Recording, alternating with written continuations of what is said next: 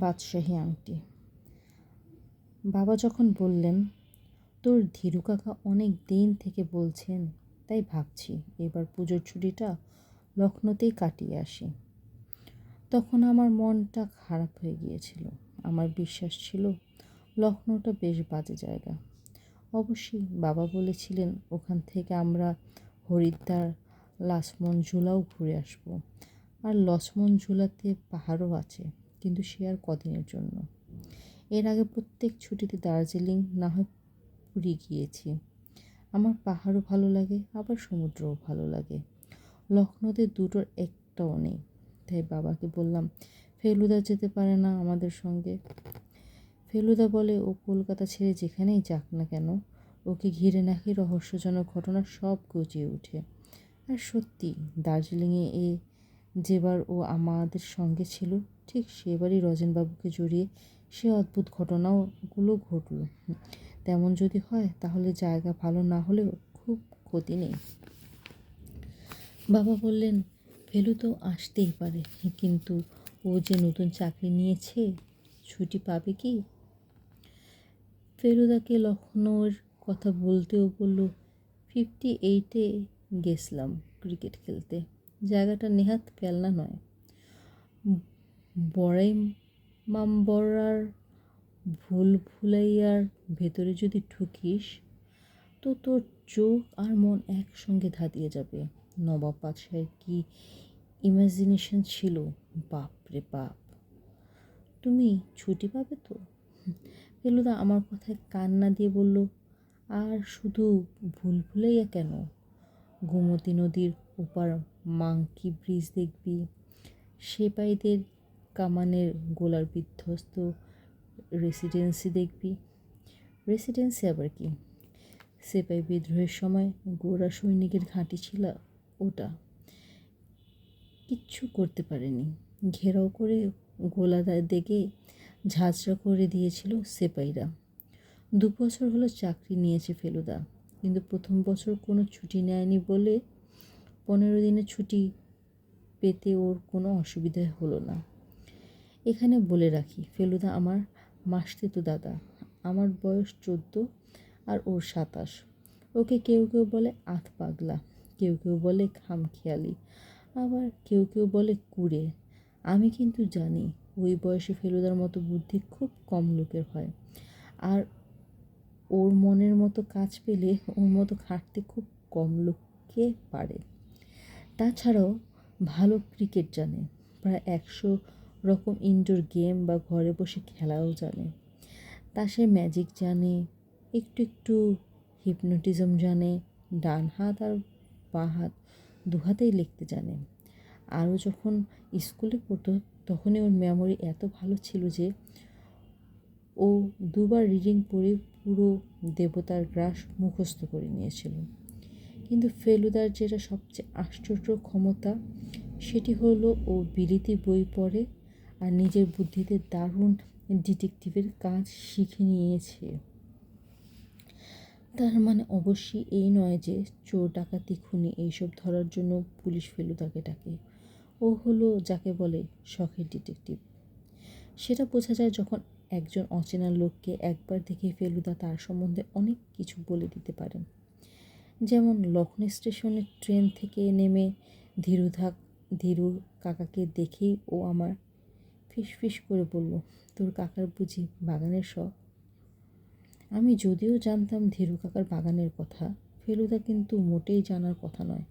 কারণ যদিও ফেলুদা আমার মাসতুতো ভাই, ধীরু কাকা কিন্তু আমার আসল কাকা নন, বাবার ছেলেবেলার বন্ধু। তাই আমি অবাক হয়ে জিজ্ঞাসা করলাম, তুমি কী করে জানলে? ফেলুদা আবার ফিসফিস করে বলল, উনি পিছনে ফিরলে দেখবি ওর ডান পায়ের জুতোর গোড়ালির পাশ দিয়ে একটা গোলাপের পাতার ডগা বেরিয়ে আছে, আর ডান হাতের কবজিটায় দেখি 3-4 আয়োডিন লাগানো। সকালে বাগানে গিয়ে গোলাপ ফুল ঘাটার ফল। স্টেশন থেকে বাড়ি আসার পথে বুঝলাম লখনৌ শহরটা আসলে খুব সুন্দর। গম্বুজ আর মিনারওয়ালা বাড়ি দেখা যাচ্ছে চারদিকে। রাস্তাগুলো চওড়া আর পরিষ্কার, আর তাতে মোটর গাড়িগুলো ছাড়াও 2টো নতুন রকমের ঘোড়ার গাড়ি চলতে দেখলাম। তার একটার নাম টাঙা, আর অন্যটা এক্কা। এক্কা গাড়ি খুব ছুটছে। এই জিনিসটা নিজের চোখে এই প্রথম দেখলাম।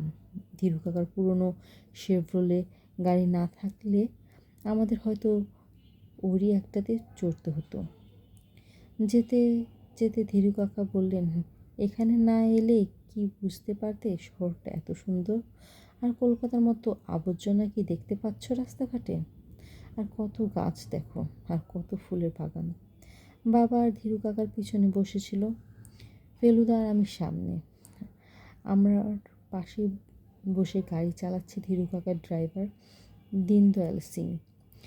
ফেলুদা আমার কানের কাছে মুখ এনে ফিসফিস করে বলল, ভুল ভুলাইয়ার কথাটা জিজ্ঞেস কর।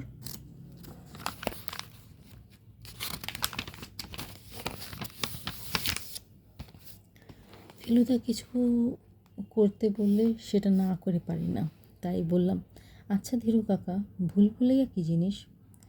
ধীরু কাকা বললেন, দেখবে দেখবে, সব দেখবে। ভুল ভুলাইয়া হলো ইমামবাড়ার ভেতরে একটা গোলকধাঁধা।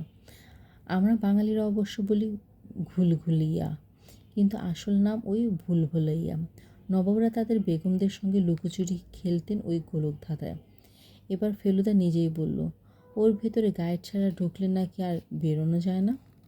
তাই তো শুনেছি, একবার এক গোড়া পল্টন অনেক দিন আগে মদ টদ খেয়ে বাজি ধরে নাকি ঢুকেছিল ওর ভিতরে। বলেছিল কেউ যেন ধাওয়া না করে, ও নিজেই বেরিয়ে আসবে। 2 দিন পরে ওর মৃতদেহ পাওয়া যায় ওই গোলকধাঁধার এক গলিতে। আমার বুকের ভিতরটা এরই মধ্যে টিপ টিপ করতে শুরু করেছে। ফেলুদাকে জিজ্ঞাসা করলাম, তুমি কি একা গিয়েছিলে না গাইড নিয়ে? গাইড নিয়ে, তবে একাও যাওয়া যায়। সত্যি?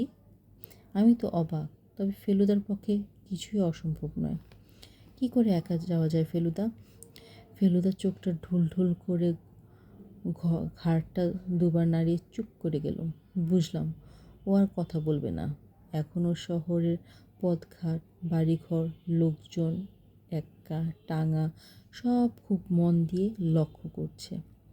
ধীরু কাকা 20 বছর আগে লখনৌতে প্রথম আসেন উকিল হয়ে, সেই থেকে এখানেই আছেন এবং এখন নাকি ওর বেশ নামডাক। কাকিমা 3 বছর হলো মারা গেছেন। আর ধীরু কাকার ছেলে জার্মানির ফ্রাঙ্কফার্ট শহরে চাকরি নিয়ে চলে গেছেন।